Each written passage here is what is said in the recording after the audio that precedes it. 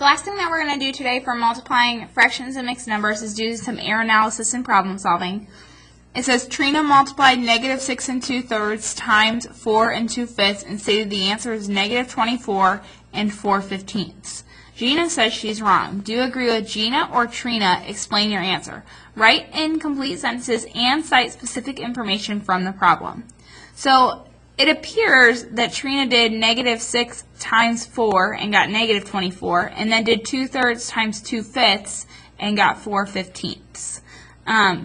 Now, we know that we're supposed to convert mixed numbers to improper fractions first. So let's just do the correct work out to the side here and see what we get as the correct answer and see if she's right or not.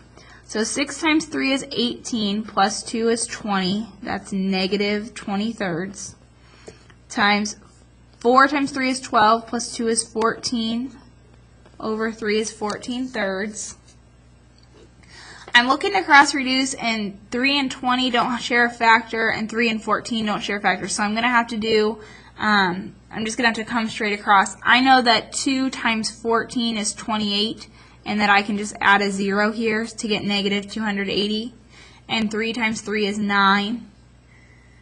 So now I'm going to use the fraction bar to help me divide here, to help me know to divide. So 280 divided by 9. 9 goes into 280 3 times, or 28 3 times, and 3 times 9 is 27.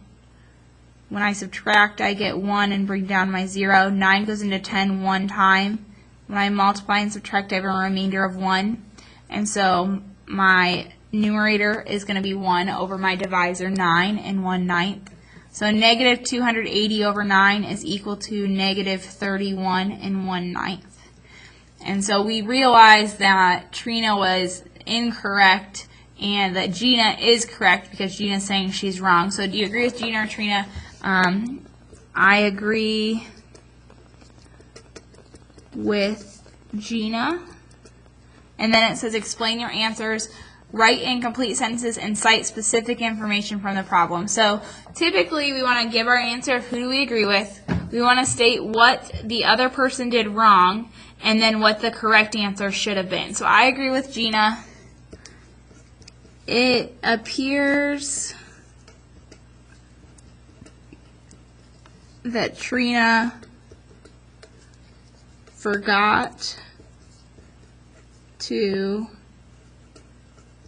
change mixed numbers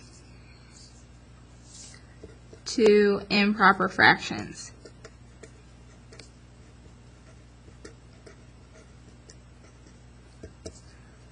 She multiplied negative 6 and 4 to get negative 24. There's where I'm citing specific information from the problem. And she did 2/3 times 2/5 to get 4/15. The correct answer, this is the other part that we need, is negative 31 and 1/9. So we state who we agree with, we state what the other person did wrong, and then we state what the correct answer should have been when we do this error analysis. And you could have written this in your own words as long as you've got something similar and you've cited stuff from the problem. The last one is problem solving. Max has enough chicken to make 8½ servings of salad. He needs 1/8 pound of chicken per serving. How much chicken does he have? So he has enough chicken to make 8½ He needs 1/8 pound of chicken per serving. Think what words in the problem tell me to add, subtract, multiply, or divide. 1/8 pound of chicken per serving. And if we have this many servings, of tells us to multiply. Rewrite the problem using numbers. So 8½ times 1/8. We're going to solve this problem. So 8½ is equal to 8 times 2 is 16 plus 1 is 17/2 times 1/8. There's nothing to cross reduce, so I'm going to come straight across. 17 times 1 is 17. 2 times 8 is 16. And that's an improper fraction that I have to convert to a mixed number. 16 goes into 17 once with 1 left over. So I'm getting an answer of 1 1/16 pounds of chicken. Or 1 1/16 pounds. Because it says how much chicken does he have? 1 1/16 pounds. And then asking ourselves, does our answer make sense? If he's got 1/8 of a pound for every serving, then he's got 8/8, which is a whole, and then another half of 1/8 is 1/16. So my answer seems reasonable and makes sense. So I'm good to go.